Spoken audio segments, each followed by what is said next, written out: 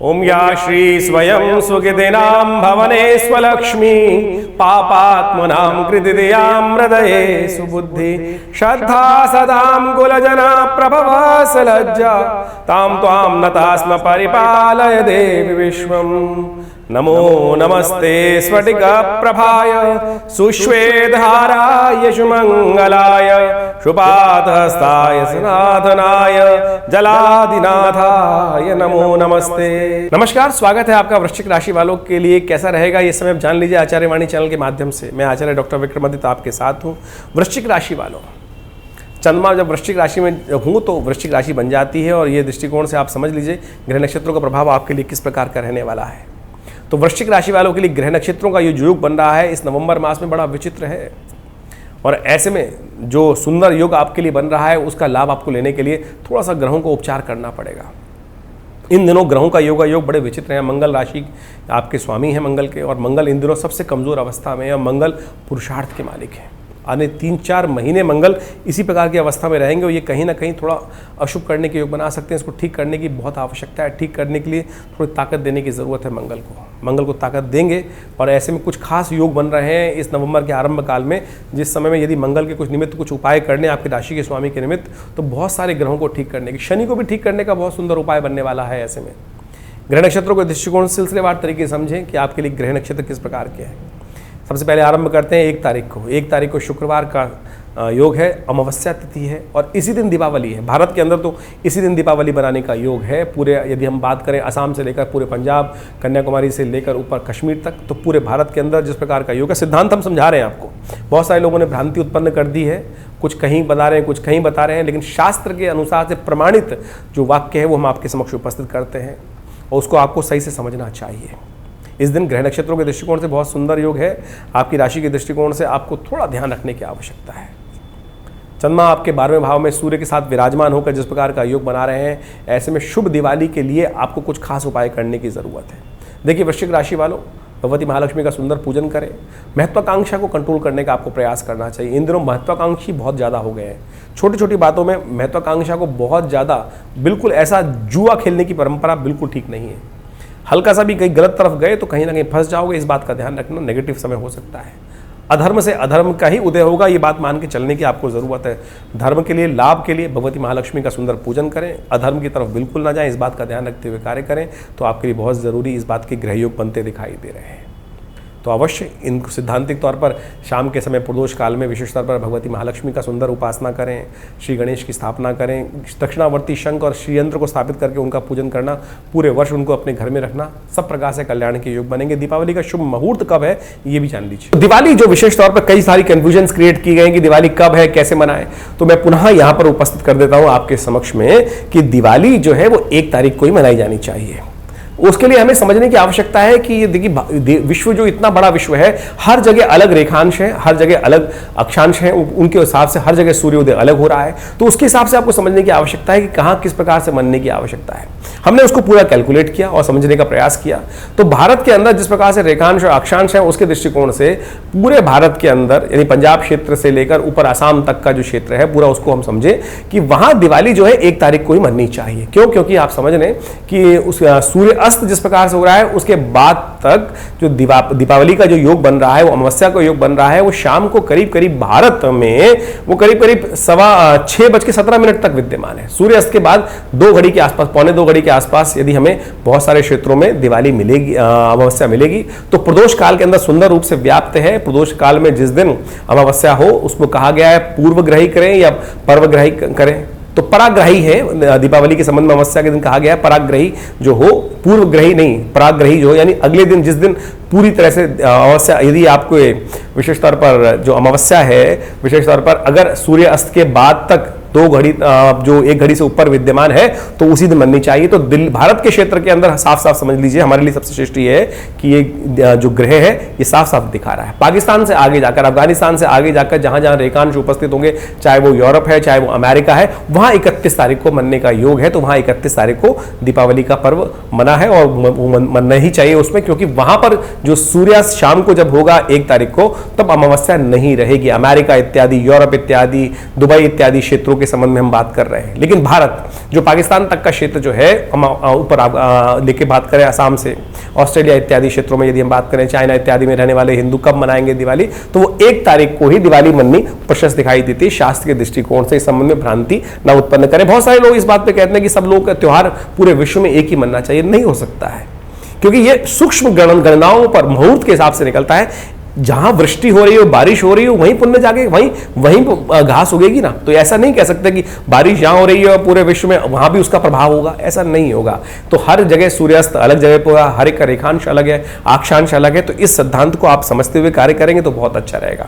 भारत के दृष्टिकोण से समझ लीजिए, सबसे श्रेष्ठ काल दिवाली का जो पूजन का है वो है करीब करीब प्रदोष काल में शाम को करीब करीब 5:35 से लेकर करीब करीब सबसे श्रेष्ठ काल जो है वो 8 बजे तक का मुहूर्त सबसे श्रेष्ठ है।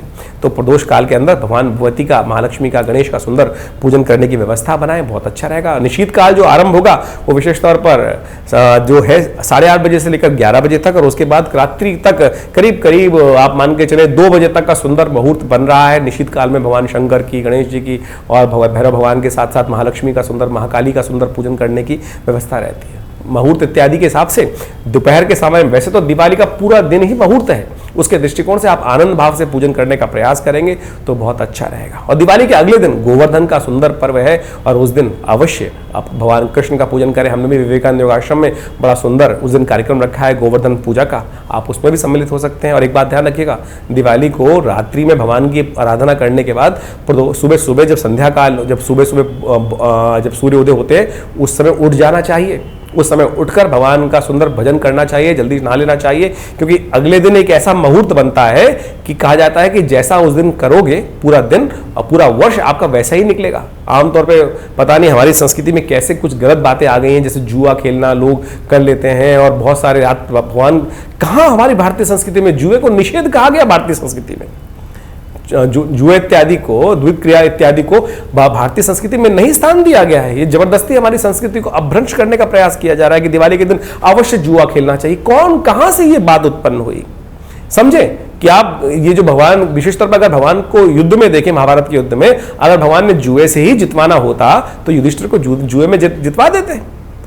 तो इस भ्रांति को अपने शास्त्रों से हटाएं, अपने मन से हटाएं कि शास्त्र में कहीं इस बात को नहीं कहा गया है कि दिवाली की रात करें। दिवाली की रात तो जागने की रात है, भगवान की आराधना की रात है, भगवती महालक्ष्मी को प्रसन्न करने की रात है, दीपावली प्रकाश की तरफ ले जाने की रात है।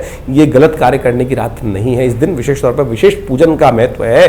भगवती महालक्ष्मी का रात्रि सूक्त का पाठ, देवी सूक्त का पाठ, महालक्ष्मी के विभिन्न श्री सूक्त इत्यादि का पाठ कर भगवान शंकर के त्र्यंबक मंत्र को जागृत करने की यात्री है, तो उसका पूजन किया जाना चाहिए। और अगले दिन जैसा हमने कहा, सुबह प्रातः काल जल्दी उठे और भगवान विशेष तौर पर सुंदर स्तवन करें, भगवान विष्णु का, भगवान कृष्ण का सुंदर पूजन, गोवर्धन पूजन, अन्नकूट का पूजन करें, आनंद भाव से प्रसन्नता के साथ रहें। इस दिन वो योग बनने वाला है जो आप 1 जनवरी को मानते हैं। लोग कहते हैं ना कि 1 जनवरी को अच्छे रेजोल्यूशन बना लो, अच्छे कार्य करो, पूरे साल वैसा होगा। उस दिन नहीं होने वाला। ये वही है कार्तिक मास के शुक्ल पक्ष की प्रतिपदा, जिसको अन्नकूट कहते हैं, गोवर्धन कहते हैं, उस दिन वो मुहूर्त बनता है। तो इस दिन अवश्य उस दिन पूजन कर लेना चाहिए। तो ये विशेष तौर पर आप जो व्याख्या हमने उपस्थित करी है, इसको समझें, आनंद से जीवन में स्थान दें, और आगे चलते हैं और आगे तिथि के संबंध में समझ लेते हैं। तो वृश्चिक राशि वालों, आपने इस सिद्धांत को समझा और देखिए सुंदर उपाय करने की आवश्यकता है बहुत बढ़िया तरीके से। यदि सही रास्ता पकड़ लिया तो वारे न्यारे हो सकते हैं। तो बात कर लें 2 तारीख की। 2 तारीख को शनिवार का अवसर, प्रतिपदा तिथि है, कार्तिक मास का शुक्ल पक्ष की प्रतिपदा है, और ये आपके लिए बहुत सुंदर योग बनाती दिखाई दे रही है। नव वर्ष का आरंभ हो रहा है। बहुत सारी संस्कृति में नव वर्ष इसी दिन से माना जाता है और बहुत सुंदर योग बनता है। उसको हमने समझाया आपको। गोवर्धन पूजा करके कार्य आरंभ करें। गजकेसरी योग निर्माण हुआ चाहता है आपकी राशि के दृष्टिकोण से बहुत जल्दी। इस समय में भगवान शंकर, भगवान कृष्ण की उपासना करके उनका यदि आशीर्वाद ग्रहण कर लें तो थोड़ा स्वास्थ्य के मामले में जो ग्रह भारी चल रहा है उसको भी आप ठीक कर सकते हैं। सुबह सुबह भगवान शालिग्राम जी का सुंदर पूजन करें, उनका चरणामृत ग्रहण करें। कहा जाता है उनका चरणामृत जो है वो अकाल मृत्युहरणम सर्वव्याधि विनाशनम विष्णु पादोत्कम पित्वा पुनर्जन्म न विद्यते। ये बहुत सुंदर सिद्धांत है। तो उनका सुंदर पूजन करके उनका चरणामृत ग्रहण कर लीजिए। ये बहुत सुंदर उपाय रहेगा आपके लिए। ग्रह परिवर्तन की तरफ जा रहे हैं और ये आने वाले समय में आपको लाभ देने के योग बनाते दिखाई दे रहे हैं। आने वाले 5-6 दिन विशेष तौर पर बहुत सुंदर आपके लिए बनते दिखाई देंगे। 3 तारीख का अवसर, रविवार का तिथि द्वितीया तिथि है और ग्रह नक्षत्र आपके लिए बड़ा सुंदर योग निर्माण करके उपस्थित हो गए हैं। पॉजिटिव रिजल्ट्स लाने के लिए नव शक्ति के साथ आपके ग्रह आपको लाभ देने के लिए बृहस्पति सम्मुख, चंद्रमा लग्न में, यह शुक्र के साथ, बुध के साथ, ये कहीं ना कहीं चीज़ों को ऑर्गेनाइज करने के लिए आपको नई शक्ति मिलती दिखाई देगी। ऐसे में परिवार को भी ठीक कीजिए। बहन का आशीर्वाद। कहा जाता है घर में भोजन नहीं करना चाहिए, बहन के घर जाके भोजन करना चाहिए। यमराज जी ने भी स्वयं अपनी बहन यमुना जी के घर जाके भोजन किया था इस दिन, और उनका आशीर्वाद भी मिला, आशीर्वाद भी दिया। सब प्रकार से शुभ योग बन सकते हैं। कहा जाता है इस दिन अपने पितरों के निमित्त अवश्य तर्पण इत्यादि और दीप दान करना चाहिए, और ये यदि उपाय कर लोगे तो आपके लिए बहुत सुंदर योग बनेगा, आपके लिए कल्याणकारी योग बनने के ग्रह स्थिति उत्पन्न करते दिखाई दे रहे हैं। 4 तारीख का अवसर, सोमवार की तिथि, तृतीया उस दिन तिथि है, और खासतौर पर सर्वार्थ सिद्धि योग का निर्माण हो रहा है। ग्रह आपके अनुकूल अवस्था में है, पॉजिटिव रिजल्ट्स में देने के बिल्कुल तैयार हैं ग्रह, लेकिन थोड़ी हिम्मत की ज़रूरत है। मंगल थोड़े कमज़ोर हैं, उनको हिम्मत दे दी आपने तो ग्रह आपके आने वाले समय में लाभ देने के योग देंगे। और 5 तारीख को वो ग्रह योग बन रहा है कि मंगल को ताकत कैसे मिलेगी। मंगल कर्क राशि में चल रहे हैं, इन दिनों भाग्य में बैठे हैं, बहुत कमज़ोर अवस्था में, और ये आपकी हिम्मत तोड़ते दिखाई दे रहे हैं।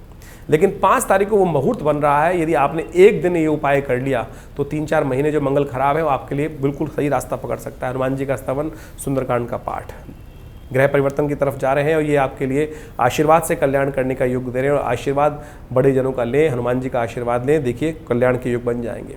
हमने भी विवेकानंद योगाश्रम में इस दिन सुंदरकांड का पाठ रखा है, क्योंकि मंगल का जन्म दिवस है इस दिन। चतुर्थी और अंगारक मंगलवार का योग बन रहा है, अंगारक चतुर्थी का योग बन गया है, तो इस दिन अवश्य श्रद्धा के साथ हनुमान जी का सुंदरकांड का पाठ, आश्रम पे यज्ञ रहेगा, मंगल ग्रह शांति महायज्ञ, सुंदरकांड का पाठ रहेगा, छबामणि का भोग रहेगा, साथ साथ विशेष तौर पर हनुमान जी को चोला चढ़ाया जाएगा। आप सब लोग भी इसमें सम्मिलित हो सकते हैं और घर पे भी कर सकते हैं। इस अवश्य कार्य करें, कल्याण का योग बनेगा। 6 तारीख बुधवार का अवसर, पंचमी तिथि, सौभाग्य पंचमी का योग है, और ग्रह परिवर्तन की तरफ जा रहे हैं। शुक्र परिवर्तन करके आपके द्वितीय भाव में प्रवेश कर रहे हैं, चंद्रमा के साथ सुंदर योग बनेगा, और ये आपके लिए कहीं ना कहीं लाभ के मार्ग को सुंदर करता दिखाई दे रहा है। कन्या पूजन करके कार्य करें, सौभाग्य की वृद्धि के योग बनते दिखाई दे रहे हैं। सौभाग्य पंचमी का ही योग बन रहा है। एक बात और ध्यान रखिएगा, 5 और 6 तारीख को ज्येष्ठ और मूल नक्षत्र हैं। इन नक्षत्रों में यदि घर में कोई जन्म लेता है तो उनकी मूल शांति अवश्य करानी चाहिए। 7 तारीख बृहस्पतिवार का अवसर और षष्ठी तिथि है, और इस दिन छठ का पर्व है, और विशेष तौर पर ग्रहों का परिवर्तन का योग जो चल रहा है। सूर्य इन दिनों आपके बिल्कुल ठीक नहीं है, ये कहीं ना कहीं आपको नेगेटिव प्रभाव उत्पन्न करते दिखाई दे रहे हैं, हिम्मत को तोड़ते दिखाई दे रहे हैं। और कार्तिक के महीने में आमतौर पर सूर्य आपके 12वें भाव में रहते हैं, वो ठीक नहीं रहते हैं। इसीलिए भारतीय संस्कृति में बताया गया है कार्तिक के महीने में सूर्य की शक्ति को बढ़ाने के लिए, और विशेष तौर पर वृश्चिक राशि वालों को तो ये उपाय अवश्य करना चाहिए। शास्त्र में बताया गया कि कार्तिक के महीने में जल्दी उठकर भगवान का सूर्योदय से पहले स्नान कर भगवान सूर्य, जब सूर्य उदय हो रहे हो तो उनका दर्शन करते हुए अर्घ्य देना चाहिए। और ये छठ पर्व भी वही है। पूर्व के देशों में विशेष तौर पर छठ का महत्व कह दिया गया, भगवान सूर्य को 3 अर्घ्य दिए जाते हैं, कम से कम इतना तो दें। इस दिन सूर्य षष्ठी में, सप्तमी पे अवश्य ये उपाय करने का प्रयास करें, ये आपके सूर्य को ताकत देगा और नेगेटिव प्रभाव सूर्य का दूर करेगा। 8 तारीख शुक्रवार का अवसर, सप्तमी तिथि, सूर्य सप्तमी का योग है, और आपकी राशि के दृष्टिकोण से पराक्रम में वृद्धि के योग बनते दिखाई दे रहे हैं। लेकिन कुछ गलत लोग होंगे, आपके समय को बर्बाद करने का योग बना सकते हैं। थोड़ा स्वार्थी बनकर अपने कार्य को तुरंत निपटाने का प्रयास करें। ग्रह योग बिल्कुल सपोर्ट कर रहे हैं। महत्वाकांक्षा को बैलेंस करते हुए बहुत ज़्यादा ना उम्मीद, बहुत ज़्यादा नाक लगाकर कार्य करने का प्रयास कीजिए, पॉजिटिव रिजल्ट होगा। सूर्य सप्तमी है, सूर्य को जल देना ही सबसे श्रेष्ठ उपाय है इस समय। 9 तारीख शनिवार का अवसर, अष्टमी तिथि है, गोपाष्टमी का सुंदर योग बना हुआ है, और परिवर्तन का योग बिल्कुल बनता दिखाई दे रहा है। ये परिवर्तन गजकेसरी योग का निर्माण कर रहा है आपके लिए। बृहस्पति पे पूर्ण दृष्टि जो पड़ रही है आपकी चंद्रमा पे पड़ रही है, और ये आपके लिए लाभ का योग बनाता दिखाई दे रहा है। शनि का ध्यान रखें, शनि इन दोनों आपके चतुर्थ भाव में स्वग्रही होकर बैठे हैं, लेकिन वक्री हैं, और 15 तारीख को मार्गी हो जाएंगे। लेकिन उससे पहले ट्रांजिट के पीरियड में शनि कहीं ना कहीं झटका दे सकते हैं। गोपाष्टमी शनिवार को पड़ रही है। गौ के अंदर समस्त देवताओं का वास होता है, तो कम से कम इस दिन गौ पूजन करें, गाय को अन्न का दान करें, गौशाला में अन्न का दान करना, सतनाजे का दान करना, या साथ साथ गौ को हरा चारा अपने वजन के बराबर डालना, ये आपके लिए सबसे श्रेष्ठ उपाय है, अवश्य कीजिएगा। 7 तारीख रविवार का अवसर, 9वीं तिथि विद्यमान है, और इस दिन ग्रह नक्षत्र दृष्टिकोण से आपके लिए योग जो बना रहे हैं, स्वास्थ्य के मामले में थोड़ा ध्यान रखने की जरूरत रहेगी। स्वास्थ्य शनि के साथ चंद्रमा विराजमान हो गए, पेट संबंधित रोग, गैस संबंधित रोग, एंजाइटी संबंधित रोग उत्पन्न कर सकते हैं। ध्यान रखते हुए कार्य करें। आंवले का पूजन, आंवले के पेड़ का पूजन, आंवले का दान करना, तुलसी का पूजन करना, ये सब उपाय बड़े श्रेष्ठ रहेंगे। साथ साथ जो हमने शनि का उपाय बताया, इसको अवश्य करने का प्रयास कीजिए। बहुत सारे लोगों के मन में भ्रांति होती है, हम जब जो उपाय बताते हैं बहुत सारे लोग लिख के भेजते हैं, हम अमेरिका में रहते हैं, गौ पूजन कैसे करें। अरे बहुत सारी ऑर्गेनाइजेशन है जो गाँव में गाय के लिए सेवा करती हैं, वहाँ आप सहयोग कर दीजिए, वही उपाय हो जाएगा। और यही आप जहाँ सोचोगे वहाँ राह मिल जाएगी। इन सब सिद्धांतों को समझते हुए कार्य करना आपके लिए अच्छा रहेगा। तो इस प्रकार से ग्रहों का योगा योग आपने समझा। ये ग्रहों का योगा योग जो विशेष तौर पे नवंबर के पहले भाग में, प्रथम भाग में बन रहा है, बड़ा विचित्र है। देखिए सूर्य के जिस प्रकार से स्थिति चल रही है, तुला राशि में चल रहे हैं, साथ साथ शुक्र और बृहस्पति का आपस में जो एक दूसरे के समक्ष योग बनता दिखाई दे रहा है, ये वास्तविक तौर पर कई मामलों में झगड़े तो उत्पन्न करता है, लेकिन एक बहुत सुंदर योग बनाता है। सूर्य बृहस्पति, जब कहा जाता है कि एक दूसरे के सम्मुख होकर, विशेष तौर पे बृहस्पति और शुक्र एक दूसरे के सम्मुख होकर बैठ जाते हैं, तो विशेष तौर पे एक योग बनाते हैं कि आपस में द्वंद्व तो उत्पन्न करते हैं, लेकिन जो गलत कार्य करने वाला होता है उसका नाश भी संभव है इस कलिकाल के अंदर। तो ये ग्रहों का योगा योग एक तरह से क्लैश तो दे रहा है, अशांति का वातावरण बना रहा है, लेकिन सत्य की विजय भी कराने के योग बना रहा है। तो आप विशेष तौर पर अपनी राशि के संबंध के अनुसार से आपने ग्रहों का योगा योग समझा है, जो उसको ठीक करने के लिए विशेष तौर पर शास्त्र में जो प्रमाणित उपाय हैं उनको उतारने का जीवन में प्रयास करें। हम इस कार्यक्रम के माध्यम से आपके समक्ष जब ज्योतिष को उपस्थित करते हैं तो हम प्रयास करते हैं कि जो प्रमाणिक, विशेष तौर पर पौराणिक मत के अनुसार से जो उपाय शास्त्र में वर्णित हैं, पंचांग के दृष्टिकोण से, विशेष तौर पर तिथियों के दृष्टिकोण से, इन योगा योगों को महत्व समझने का हमें प्रयास करना चाहिए। भारतीय संस्कृति में शास्त्रों की जो रचना की गई है वो इसी कारण से रचना की गई है। उन सब जो उपाय हम सब लोग करें वो शास्त्र के प्रमाणित उपाय करने का प्रयास करें। सत्यव्रत जिस प्रकार से बताया गया, अष्टमी का व्रत, सप्तमी का, विशेष तौर पर जो विभिन्न योग ज्योतिष के दृष्टिकोण से बनते हैं, उन सबकी पौराणिक कथाएं शास्त्र में, पुराण इत्यादि में विद्यमान की गई हैं, शास्त्रों में विद्यमान की गई हैं।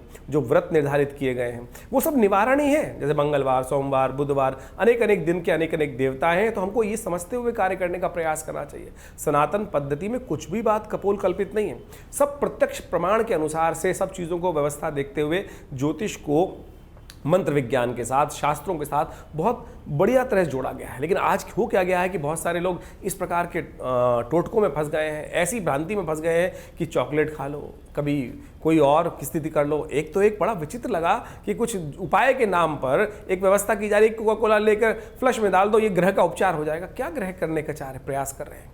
ये क्या मतिभ्रम उत्पन्न करने का संसार में प्रयास किया जा रहा है? ज्योतिष जैसे इतने वृहद विज्ञान को कोका कोला में लाके रख दिया गया है। मतलब स्थिति सोचे कि मतलब बड़ा विचित्र लगता है कि आज जिस प्रकार से अभी दिवाली के संबंध में इतनी भ्रांति उत्पन्न करने का प्रयास किया जा रहा है, शास्त्र मत को समझा नहीं जा रहा है। तो हमने अपने इस चैनल के माध्यम से आपके समक्ष बहुत सारी चीज़ें उपस्थित करने का प्रयास किया है। कोशिश ये करें, भगवान की कृपा अद्भुत है, बड़े सरल कर्म से बन जाती है। और हम अनेक प्रकार के, मुझे बताइए परमात्मा को आपके पैसे की आवश्यकता क्या है? हम बड़ी विचित्र स्थिति बन जाते हैं कि इस प्रकार के उपायों को बड़े अननेसेसरी के खर्चे करने प्रयास कर देते हैं कि कुछ कोई नग पहना रहा है, कोई रुद्राक्ष पहना रहा है, कोई कुछ बेच रहा है, कोई कुछ बेच रहा है। हम ज्योतिष को वास्तविक तौर पे क्या बनाने का प्रयास किया जा रहा है? लाख लाख रुपए, 2-2 लाख रुपए, 5-5 लाख रुपए। एक तो ऐसा मुझे समझ में सुनने को मिला कि एक व्यक्ति ने, कोई रत्न था बहुत महंगे रूप में, 5-5 लाख रुपए के, 10-10 लाख रुपए के रत्न बेचे जा रहे हैं। और उसके बाद ज्योतिष का नाम का सहारा लिया जा रहा है। बिल्कुल रत्न काम करते हैं, बिल्कुल अच्छे काम करते हैं। कहा भी गया है कि रत्न यदि वास्तविक सत्य हो तो बहुत सुंदर रूप से कार्य कर देता है, लेकिन शास्त्र के अंदर उसके बहुत सारे ऑल्टरनेट बताए गए हैं। पुखराज पहनने की किसी की व्यवस्था नहीं है तो केवल हल्दी लगाकर, बृहस्पति का मंत्र जप कर ही आप उपाय कर सकते हैं। ये शास्त्र में प्रमाणित रास्ते बताए गए हैं कि नहीं बताए गए? तो हमको ये समझना चाहिए कि इन सब चीज़ों को समझें हम, तो उसके बाद कार्य करने का प्रयास करें। और एक बात और समझ लें, ज्योतिष के अंदर बहुत सारे हम व्यवसाय, विभिन्न व्यवसायों में काम करते हैं। कोई शेयर में काम कर रहा है, कोई विभिन्न चीज़ों में काम कर रहा है। जो इस पक्ष के अंदर विशेष तौर पे कार्तिक के महीने में योग बन रहा है कि पहले पक्ष जो कृष्ण पक्ष है उसके अंदर वो तिथि बढ़ी और फिर अगले पक्ष कृष्ण पक्ष के शुक्ल पक्ष के अंदर वो तिथि घट गई। तो ये साफ साफ दिखाता है कि ये जो भयावह स्थिति है, बाजार का रुख भी बड़ा विचित्र हो सकता है और गोता लगा सकता है। तो आप कोशिश कीजिएगा इस सब संबंध में शांति के साथ कार्य करने का प्रयास करें। ये सब चीज़ें जो उपाय हम आपके समक्ष रखते हैं, चाहे मंत्र का उपाय बता रहे हैं या कोई चीज़ दान करने का उपाय बता रहे हैं, शास्त्र के अनुसार से प्रमाणित हम प्रयास करते हैं कि उन सब कथाओं का भी आपको मूल रूप से सिद्धांतिक तौर पर समझाने का प्रयास करें। अर्थ क्या है तुम समय समय पर आपके समक्ष उपस्थित रहते ही हैं। और एक बात और ध्यान रखिएगा, मंगल इन दिनों बड़ी विचित्र स्थिति में चल रहे हैं। मंगल का योग कर्क राशि में जो योग बन रहा है, नीच के होकर मंगल स्थित हो गए और काफ़ी लंबे समय तक ये मंगल योग बनाने वाले हैं। ऐसे में विश्व के दृष्टिकोण से तो ये भयावह स्थिति बनती है। कोई भी दुस्साहसपूर्ण कार्य बहुत सारे गलत लोग कर सकते हैं, गलत तरफ दिमाग चल सकता है, दुस्साहसपूर्ण कार्य हो सकता है। तो ऐसे में मंगल का लगातार आप उपाय करने का प्रयास करें। और इन समस्त कार्यों के लिए हमारे आश्रम में विभिन्न समय पर विभिन्न प्रकार के यज्ञ समय समय पर चलते रहते हैं। आप सब लोग उसमें भी सम्मिलित हो सकते हैं। रविवार को जो बड़ा कार्यक्रम होता है कोई फीस नहीं ली जाती आश्रम में। आश्रम की तरफ से ये समस्त यज्ञ इत्यादि कार्य जो है विभिन्न कार्य समय सब चलते हैं। आप यदि रविवार वाले यज्ञ में बैठना चाहें तो सुबह 8 बजे से लेकर करीब करीब 10 बजे तक भंडारे के साथ सुंदर कार्यक्रम रहता है। आप उसमें सम्मिलित हो सकते हैं, भगवान भगवती के सानिध्य में बैठ सकते हैं। माँ भगवती की सुंदर शिव विग्रह, जो चमत्कारी शिव विग्रह 1947 में मुल्तान से यहाँ पधारा, उनके सानिध्य में, जिनकी फोटो अभी आप हमारे इस वीडियो के माध्यम से देख भी रहे होंगे, तो ये भगवती का शिव विग्रह 1947 में 500 साल पुराना भगवती का शिव विग्रह है जो आश्रम में प्रतिष्ठित है। उन्हीं के सानिध्य में विभिन्न प्रकार के कार्यक्रम, गौशाला इत्यादि, विभिन्न हॉस्पिटल के, जो विवेकानंद हॉस्पिटल है, योगा प्राकृतिक चिकित्सा आयुर्वेद का हॉस्पिटल है, वो कार्य कर रहा है। विभिन्न लोग जो विभिन्न पैनल्स पे हैं, भारत सरकार के, दिल्ली सरकार के, एनडीएमसी के, दिल्ली पुलिस के, विभिन्न सरकारी ऑर्गेनाइजेशंस हैं, वो भी आकर यहाँ पर अपना इलाज पैनल पे होने के कारण से कराते हैं। तो आप भी हमारे इस संस्थान से जुड़ें और संपूर्ण रूप से आध्यात्मिक कार्यों को हम आगे बढ़ाने का प्रयास कर रहे हैं। आशा करते हैं आप भी इसमें सुंदर रूप से जुड़कर लाभ लेंगे और विवेकानंद योगाश्रम के साथ जुड़े रहेंगे।